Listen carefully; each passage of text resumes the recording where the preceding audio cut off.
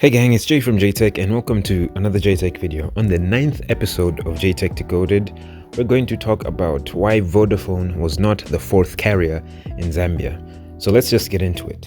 This video has been inspired because Zambia finally has a fourth network, which is called Z Mobile, which is a separate video that I'm planning to do. So if you're interested in me talking about Z Mobile, see how their services are compared to the others, let me know in the comment section down below.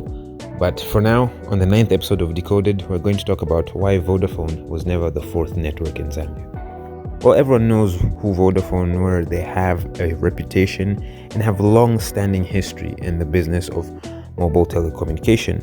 And everyone expected Vodafone to be the fourth network. But why did they just disappear? According to an article from itweb.africa, Vodafone had their operations seized in the late 2010s due to financial and more technical reasons. ZICTA, which is Zambia's version of the FCC, decided to say that the company that held the license to use the Vodafone name had financial difficulties to maintain their license in the country. Now, for those who may not know, which is probably a good number of you, the Zambian mobile communications market is very complicated, and it hasn't been easy. For Zambia to get a fourth network after close to 30 years of just being controlled by three major service providers, to get a fourth network, I would like to know the many hoops, the leaps and bounds that Z Mobile had to go through. They're still a young upstart, but we'll get more into Z Mobile in another video for another time. But Vodafone simply started off as a mobile internet service provider, an ISP. They didn't have licenses for SMS or voice. They're just basically an ISP.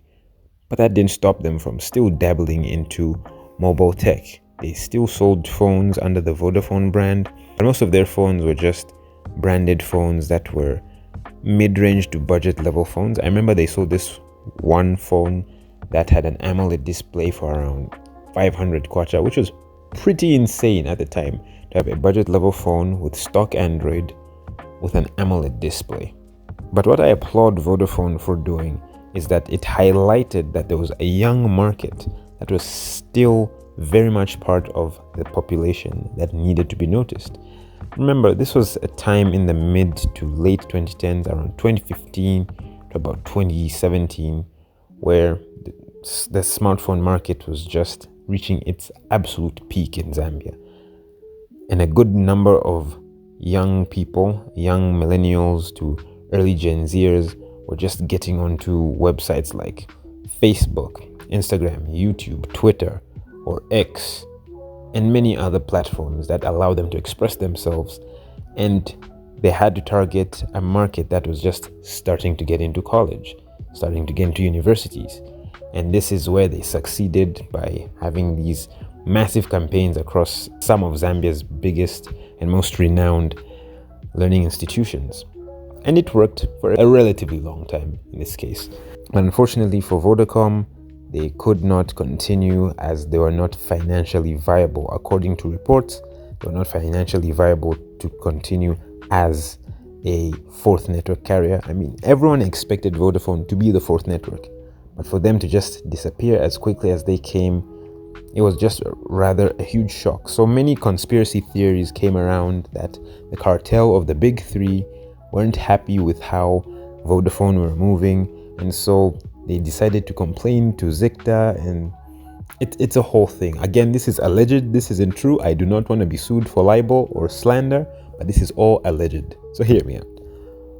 But there's just so many reasons, but honestly, I would just look at this from a marketing perspective.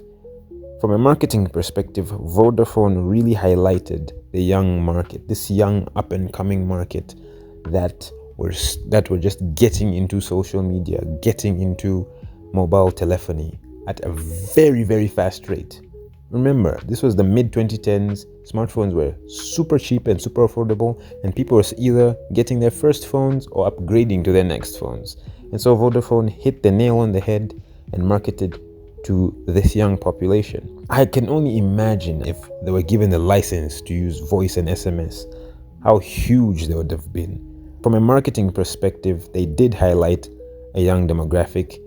As compared to before, they would pay attention to the younger audience, but they were not very focused on them as they are now. If you see now in their advertising, in their marketing, their social media posts, they really are targeting that internet savvy generation, because that is a generation that is willing to spend more to get the best out of their services. Vodafone did try to close that gap, but it's just unfortunate that the circumstance of them not being financially viable, especially in a country where the communication landscape is very, very complicated, to say the least. It is such a shame that they never got a chance to fully express their powers, because this isn't any small company we're talking about. Vodafone are one of the largest mobile networks on the planet. For them to fail to breach the Zambian market, or try to use the Trojan horse of being an ISP first before being an all-round or an all-in-one mobile provider, Vodafone stood head and shoulders above the big three in terms of providing seamless internet connection at relatively affordable prices. So now that we have the fourth carrier in Z Mobile, I would like to see how they have learned from the mistakes that Vodafone made, or even how they can improve on what the big three are currently doing. What is different compared to what Airtel, Zamtel, and MTN are currently doing. So I'm planning to do a video on me using Z Mobile services, see if they're any good, and whether or not you should make the switch or just add Z Mobile to your criteria. But that's a video for another day. Usually in every Decoded episode, we draw lessons into what a company could have done better or should have done better. With Vodafone, I would say it's just the right place at the wrong time. The time they got into it, of political shifts that were happening, technological shifts as well. In a country like Zambia, which is very price sensitive, the services tended to be expensive, and this is where it fell short for them, and it was just not financially viable.